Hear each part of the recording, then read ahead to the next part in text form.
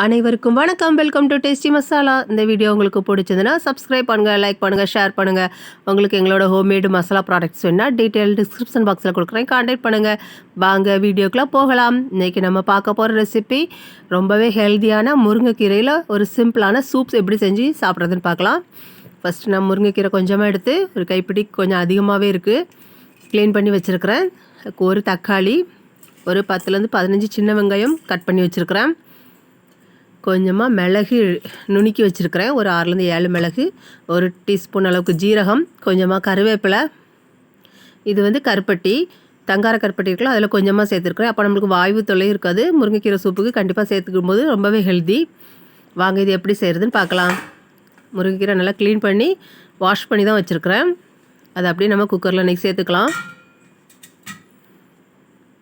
இப்போ நம்ம கட் பண்ணி வச்சுருக்கிற தக்காளி பழத்தையும் சேர்த்துக்கலாம்.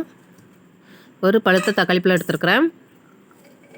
அதிலவே 10லேருந்து 15 சின்ன வெங்காயம் சேர்க்கும் போது தான் ரொம்பவே ஹெல்த்தியாக அதோட டேஸ்டியாகவும் இருக்கும். கண்டிப்பாக சூப்புக்கு சின்ன வெங்காயம் சேருங்க. மிளகு, ஜீரகம், கருவேப்பிலை. இப்போ நம்ம எடுத்து வச்சுருக்கிற கருப்பட்டியும் அதில் சேர்த்துக்கலாம்.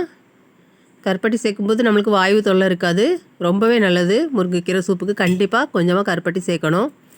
தேவையான அளவு தண்ணி ஊற்றிக்கலாம். உங்களுக்கு சூப்புக்கு எவ்வளோ தண்ணி தேவையோ அவ்வளோ தண்ணி சேர்த்துக்கோங்க. கண்டிப்பாக உப்பு சேர்க்கக்கூடாது, ஃபஸ்ட்டே லாஸ்ட்டில் தான் சேர்க்கணும். இப்போ நம்ம குக்கர் மூடி வச்சிடலாம். ஒரு 3 விசில் வச்சு எடுத்துக்கலாம்.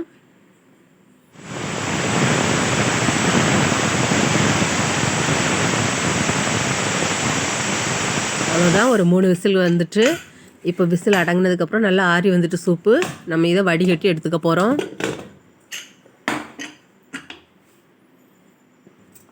ரொம்பவே ஹெல்த்தியானது, கண்டிப்பாக செஞ்சு கொடுங்க. வாரத்தில் 1 நாள் 2 நாள் எடுத்துக்கோங்க. குழந்தைங்கள்லேருந்து பெரியவங்க வரைக்கும் இது குடிக்கலாம். நல்லா வடிகட்டி எடுத்துக்கோங்க. எல்லா இலைகளையும் சேர்த்துட்டு ஒரு ஸ்பூனை வச்சு நல்லா ஃபில்டர் பண்ணி அமுக்கிக்கிட்டு நல்லா வடிங்க. அதில் உள்ள சாரெல்லாம் நல்லா இறங்கட்டும். இப்போ தான் நம்ம லைட்டாக கல்லுப்பு சேர்க்க போகிறோம்.